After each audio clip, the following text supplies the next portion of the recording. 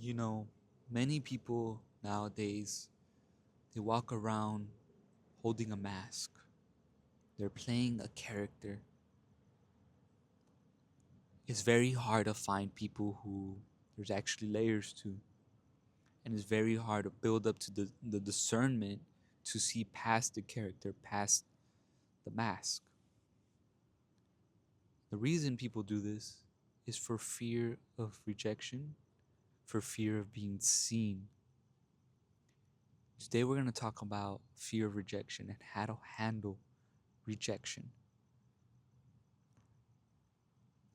Everyone in their life is going to be rejected at something or by someone. You know, for men, we get rejected by women. So this is an angle I'm gonna tackle it through today. I explained in my episode 2 of cold approaching what the Most High taught me through cold approaching. I'm gonna name this episode 2.5 because during the initial approaches, I was getting rejected a lot. I was getting rejected a lot. There was a streak I had of 25 rejections straight up. Women were rejecting me left and right. No, I have a boyfriend. No, I'm not interested. No, I'm okay. But I was also getting rejection in sales. I was running my detailing business at the time. I was selling a very high end service. And the amount of no's I was hearing from people, the amount of flakiness and avoidance from people, the ambiguity that they were leaving me with was eating me up alive. Getting rejected by the woman, getting rejected by clients on the phone, seeing no wins, seeing no outcomes. Like, what the fuck is going on? What the Most High taught me was it's my fault. It always goes back to us, it always goes back to the man. What he taught me, not through words, not through a voice in my head, through circumstance, through patterns, because that's what he'll do. He'll reflect patterns. First of all, that process was not working. Whatever I was doing was not working.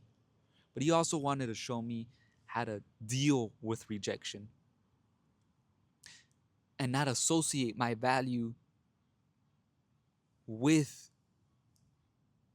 approaching or with hearing no.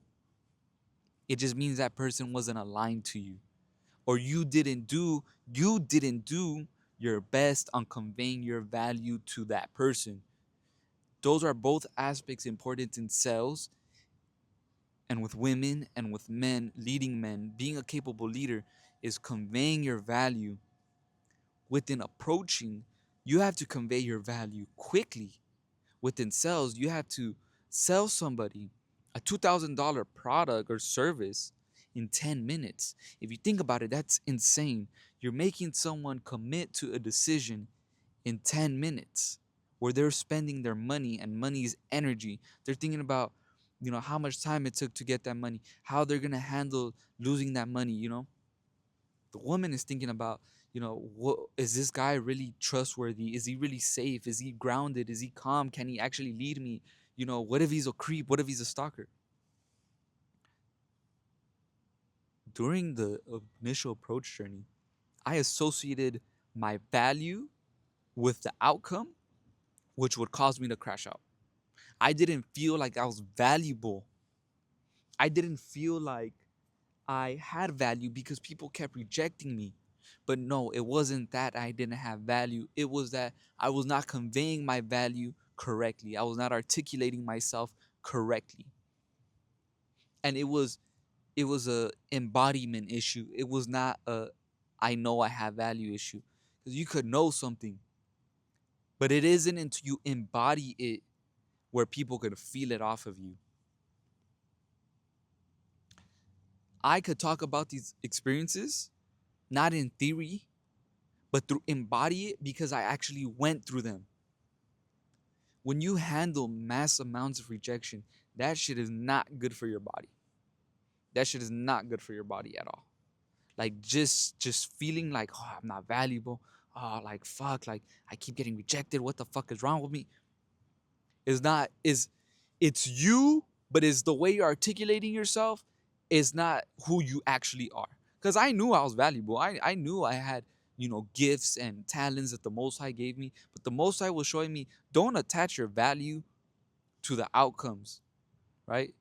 Because you might be an asset in one area, but in another avenue of life, you're not an asset. You're not capable. You're not competent. I was learning how to be capable and competent within persuasion, and that's what he was showing me, was that I had to go through all the rejection. That way I could learn how to confidently convey my value unapologetically, which is where I'm at now. It took me a long time to really get over the fear of being seen.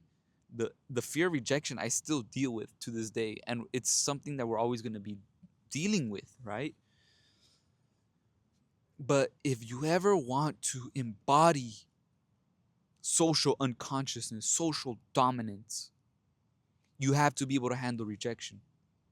First of all, never take it personally, because it's not a reflection of who you are, especially within cold approaching and sales.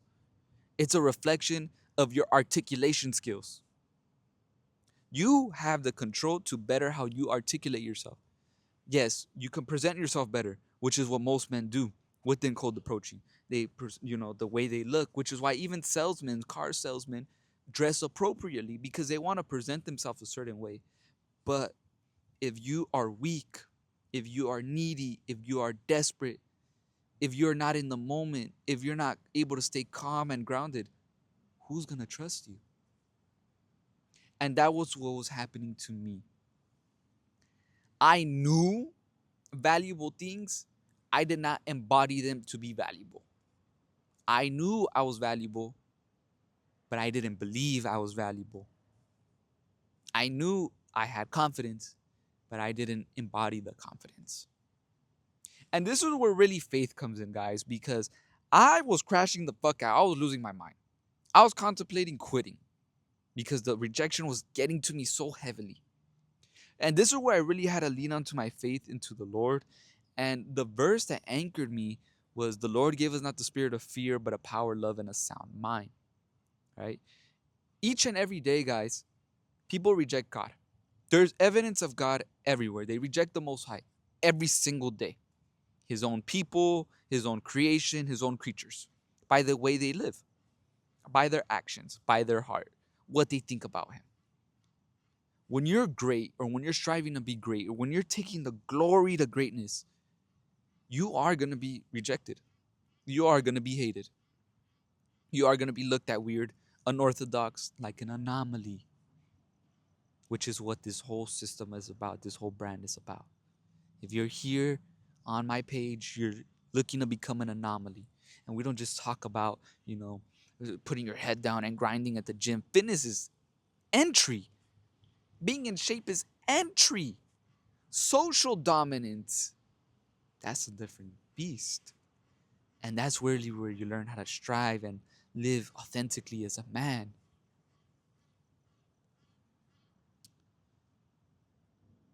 To handle rejection, number one, don't take it personally. Number one, put the accountability on yourself. Yes, don't take it personally. Don't internalize it, is what I mean. It's your fault for not conveying your value. It's your fault for not being calm. It's your fault for not leading effectively. But it's not who you are. It is not who you are. And always reflect. Always do introspection. Look inside yourself. What am I not conveying? Okay, I believe I'm confident. I believe I look good, but why don't I dress good? Okay, I believe I'm confident, but why am I not embodying confidence? Sometimes, guys, it takes time for the world to catch up to your inner reality.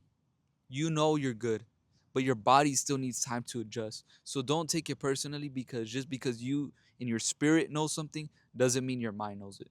Doesn't mean your mind has seen enough proof, because your mind, your flesh is going to try to survive. So to handle rejection, don't take it personally. Keep on faith to the Most High. Anchor yourself. Anchor your own identity, that no, I am valuable. No, I do, I I do have the gifts and talents, I do bring value to any woman's life. I do bring value to my clients, because I'm using that as angle. But my reality has not caught up yet to who I know I am. And when you keep telling yourself, telling yourself that, you are going to be able to manage the rejection a lot easier. But if you start to tell yourself, oh, well, fuck, maybe I'm not good enough. Oh, maybe I need to do this better. Yes, make adjustments, but do not link your identity with the no's that your cells or your approaching is just an expression of who you are. It's not who you are. You have to be so rooted in yourself to not take it personally. And that's the struggle, because your mind is going to fight you. See, this cold approaching shit, it don't work. See, this product, this sells, it don't work. It don't work. Your mind doesn't like the rejection.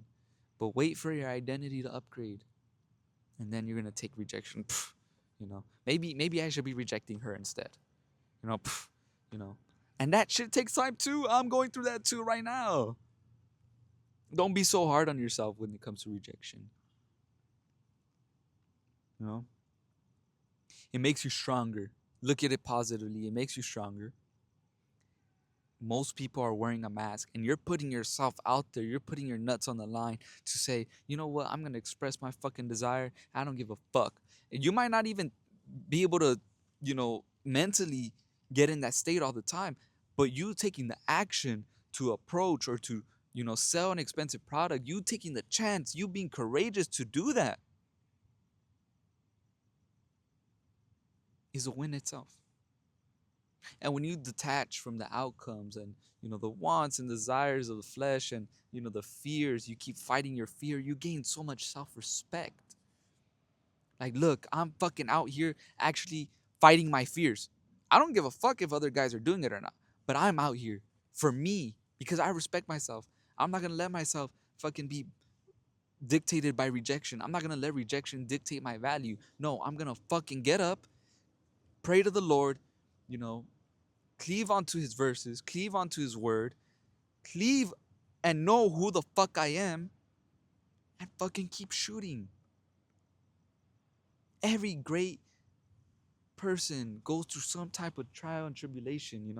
My brother told me this just yesterday. Steph Curry wasn't Steph Curry until year 4 in the league.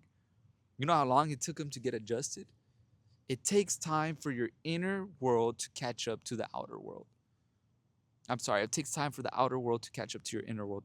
Know who the fuck you are. Stay rooted in that and keep fucking shooting. And you're going to continue to learn who you are. To handle rejection, don't take it personally. Make the proper adjustments. Learn how to articulate your value quickly. That is the art of persuasion.